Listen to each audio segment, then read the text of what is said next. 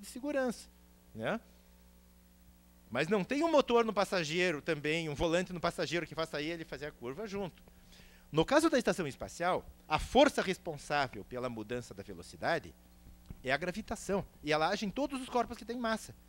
Na banana, na casca, no astronauta, na chave de fenda, no parafuso, na estação espacial, ela é igual em todos, em termos de aceleração. Se eu dividir a força pela massa, vou ter a mesma aceleração para todos. Então, todos andam sincronizados. Está tudo caindo, mas tudo caindo junto. Então, ele não sente diferença de efeito da cápsula para ele. Vejam quantas questões você pode trabalhar com exemplos simples como o movimento circular, se você tiver um exemplo visualizável. Pois não. Qual delas aqui você diz? Aqui. Então, a parte do equilíbrio, isso é importante. Eu já li artigos, mais de uma vez eu vi isso escrito, e provavelmente quem trabalha com pesquisa em gravitação, eu esqueci o seu nome, Ricardo, isso. Provavelmente você já deve ter visto também. Em trabalhos de divulgação, de linguagem mais informal, você ouvir isso, que o movimento, a rotação equilibra o peso, né? Dizer isso. Isso não é verdade. A rotação, ela não cria forças. Não gera forças o fato de estar girando. Isso não faz sentido. Pode parecer numa análise superficial isso, assim, mas se você for ver a fundo, não há porquê. É algo parecido, análogo a imaginar que o vácuo exerce forças de sucção, por exemplo. Então tem pessoas que imaginam, você vai pegar uma seringa, você puxa, o vácuo puxa o líquido para cima. O vácuo não pode puxar nada, ele é uma ausência. O que acontece é que a pressão atmosférica do outro lado, quem empurra. Então, aqui você reformula, né, uma maneira de ver as coisas. Da mesma maneira que imaginar que a rotação gera forças também não faz sentido lógico, se você analisar a fundo isso. Há outra explicação aqui. Na verdade, nem há equilíbrio. Tanto que a velocidade está variando, existe uma taxa de variação da velocidade. O corpo está caindo. Por uma questão da geometria da órbita, ele descreve o círculo e ele não bate na Terra, mas ele está caindo o tempo inteiro, né, sujeito a isso. Pois não. Do referencial da nave? Sim, exatamente aqui que entra o artifício matemático. Na verdade, né, Ricardo, os referenciais inerciais que nós adotamos também não são inerciais. E nós aplicamos essas correções neles. Então, aqui entra um dos tópicos mais cruciais aqui do debate, que é o que ele falou, a questão do referencial. No referencial da nave, o astronauta não sente que o referencial não é inercial. Ele não sabe. Se ele não olhar pela janela, ele não sabe que ele está em rotação em torno da Terra, né? Ele não sabe que está numa órbita circular. Ele sente parado. Como durante um voo de avião, se o avião não tiver em turbulência, nada, tiver em linha reta, velocidade sem acelerar, sem retardar, sem nada, você fica lá dentro como se estivesse num avião parado, estacionado na pista de pouso. Você pode jogar xadrez, pode jogar ping-pong, se quiser, a bordo do avião, né? Se ele estiver assim, que tudo se passa como se ele estivesse em repouso. E na estação espacial acontece parecido, ou seja, ele não tem uma noção de que está orbitando a Terra. Se ele estivesse flutuando no espaço lá, ou em movimento retilíneo, ele se sentiria igual. Então a gente pergunta, o que é o referencial livre de forças, né? Como que ele sabe isso? Então eu remeto a um exemplo que nós mesmos aqui em Curitiba não estamos num referencial inercial. Tanto por a Terra estar em movimento de rotação e nós estarmos aqui numa órbita circular que percorre o paralelo de 25 graus sul, e também por a Terra estar orbitando o Sol. A Terra se desloca no espaço, em órbita do Sol, a cerca de 30 km por segundo, 4 vezes mais rápido do que a estação espacial em torno da Terra. E fazendo curva, né? Porque a gente num ano vai dar uma volta e vai chegar aqui no mesmo ponto da órbita. Então, a rigor, o nosso laboratório de física, onde a gente faz pêndulo, faz queda livre, experiência de energia com bolinha e tudo isso, ele também não é um referencial inercial, ele é como a nave lá orbitando a Terra. Mas a gente faz. Então você faz correções, na verdade, à força gravitacional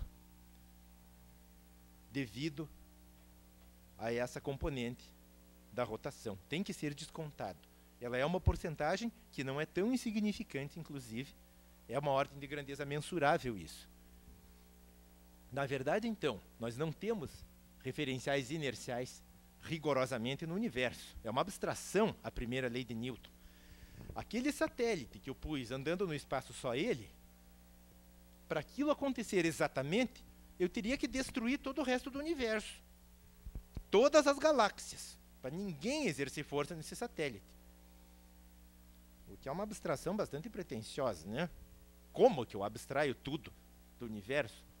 Até eu mesmo, né? Para não interagir com o satélite. Então ela é uma grande abstração, ela tem a ver então com um procedimento usual na física, que é o da aproximação. Então, em termos de Terra, depende da experiência de laboratório. Você vai fazer uma experiência num elevador, por exemplo, trabalhar com pêndulo em laboratório, com experiências assim, é razoável aproximar o seu laboratório como algo que está em movimento retilíneo uniforme no espaço e, portanto, esses efeitos da curvatura, tanto da rotação da Terra como da órbita de translação, não chegam a fazer um efeito relevante. Mas, dependendo do trabalho, você precisa levar em consideração isso e adotar, por exemplo, o sistema solar inteiro como uma referência inercial. O que também não é verdade, porque o sistema está no contexto da galáxia, a galáxia está no movimento de rotação, que demora lá 250 milhões ou 1000 anos, não lembro. Sabe, Bertoldo? Rotação da Via Láctea em torno do eixo. Milhões, né? Não pode ser 1000 isso. Então, de qualquer maneira, o sistema solar está integrado nisso, ele está girando também na galáxia. Então, ele também não é inercial. E a própria galáxia tem movimento no universo, está interagindo com o grupo, e você não vai achar referenciais inerciais de verdade.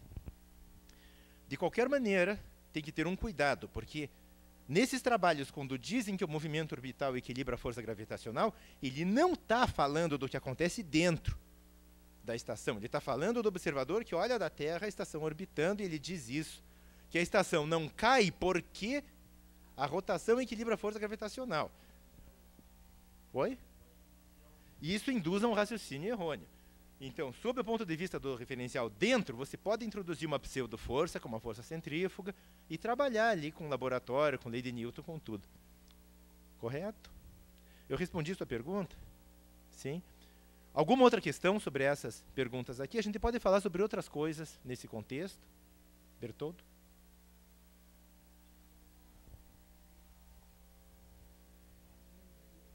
Eu esqueci de falar que tem um microfone aqui para vocês falarem isso aí na gravação. Você não quer falar aqui? Eu esqueci, desculpe, de chamar vocês para falar no microfone.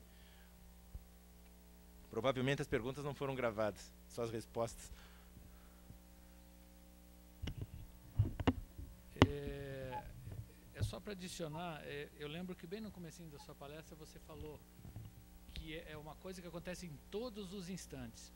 Sim. E eu lembro que você já deu uma palestra parecida no passado e o professor Pichorinho do nosso departamento fez uma brincadeira com o Excel, esse, né, qualquer Office, qualquer computador tem. E ele quis fazer esse negócio de cálculo orbital discretizado, quer dizer, sim, você marca aqui nesse centímetro, imagina onde ele vai estar no centímetro seguinte e tal.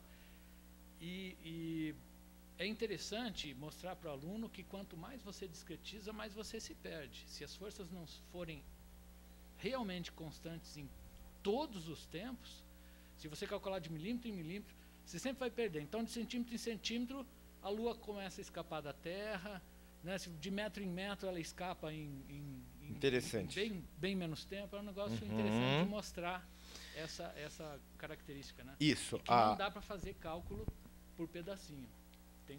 Tem que ser pedacinhos o menor possível e mesmo assim em longo prazo ele diverge. Legal. Obrigado. Outra questão?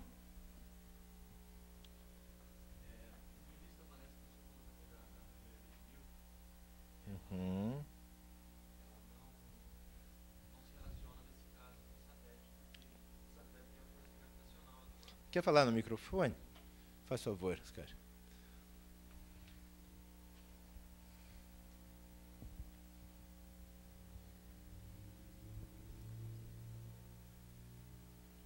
Repita, por favor, a pergunta. No início da palestra, a gente estava falando a respeito da primeira lei de Newton aí, e no caso do satélite, como ele está sujeito a uma força, então não se aplicaria a lei da inércia, né, porque ele não está, digamos, em equilíbrio, ele tem uma força sujeita. Mas, em termos didáticos, eu não posso citar o exemplo, porque, digamos, quando é lançado um satélite, ele permanece em órbita, com velocidade, digamos, praticamente constante, girando ao redor, constante em módulo, girando ao redor da Terra, né, porque não há atrito, devido à ausência de matéria. Então, eu não posso também ali ilustrar a primeira lei de Newton, citando que a força gravitacional vai alterar apenas a direção do vetor velocidade.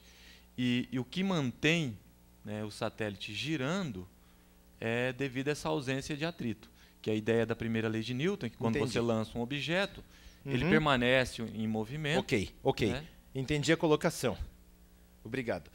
Acho que sim, eu posso fazer um comentário sobre isso. Nós vemos que a primeira lei de Newton, ela é vetorial, na verdade. Né? Não existe força em sentido nenhum, ele está livre de forças. Mas quando a gente trabalha com a segunda, e a gente vê ali a expressão da lei, a resultante das forças é um vetor. No espaço tridimensional, Oscar, podemos dizer que podemos decompor todos os vetores em 3 componentes arbitrárias x, y e z perpendiculares. E pode ser, num caso particular, que em uma dessas direções, apesar de estar variando nas outras, etc., uma dessas direções, a resultante das forças ser 0. E daí, naquela direção também, a aceleração também vai ser 0. Isso é um caso, então, que o corpo pode até estar livre de forças ali naquela direção, ou em equilíbrio naquela direção. E eu concordo, eu concedo. Eu acho que, nesse caso, se pode aplicar. Só que não é bem um caso de x, y, z, é umas coordenadas lá radiais, assim, né, meio polares, que você está trabalhando no caso. Então, que a componente tangencial da aceleração vai ser 0, porque não há forças na direção tangencial. É essa a colocação, né, que se fez. A ideia é difícil para o aluno imaginar Sim, totalmente livre. que joga um objeto e o objeto não vai parar. Mas eu tenho uma colocação sobre isso. A primeira lei de Newton, e a segunda, e a terceira, elas são normalmente formuladas no contexto da translação, que é o centro de massa do corpo se deslocando. Isso leva ao momento linear, que é o produto da massa vezes a velocidade do centro de massa, num referencial. Mas elas se aplicam igualmente a movimentos de rotação, no sentido de que não um movimento circular, não o centro de massa andando em curva, mas um corpo extenso que gira em torno do seu centro de massa, de um eixo que passa pelo seu centro de massa, por exemplo. E esse é um caso que a primeira lei fica mais fácil de entender. Porque você pega um objeto, existe nos laboratórios, ele parece uma roda de bicicleta, metálica, com bastante inércia, uma roda de metálica de ferro. Você coloca ele por um sistema de esteiras lá em rotação, por um motorzinho, e fica aquela coisa rodando num eixo, assim que dá para segurar dos dois lados. É do tamanho menor um pouco que uma roda de bicicleta, você dá na mão do aluno aquilo. E daí você quer mostrar, por exemplo, a reação ao torque, que a conservação do momento angular, tudo aquilo. E o aluno fica segurando, e você fica mostrando para a turma enquanto o aluno segura, e de repente, ô professor, isso aqui não vai parar de rodar? Né? Porque tem pouco atrito. E pela primeira lei, enquanto não tiver alguém que vá lá e freie, o negócio não para mesmo. Claro que ele vai acabar parando, que tem um pequeno atrito. Mas ele fica muito mais tempo do que o esperado. E daí cai uma ficha na cabeça do estudante, que ele não está precisando realimentar para o objeto continuar em rotação. Em translação é muito difícil, porque o negócio em linha reta ele vai chegar cada vez mais longe, você nunca vai enxergar o negócio. Você não tem como fazer um trilho de ar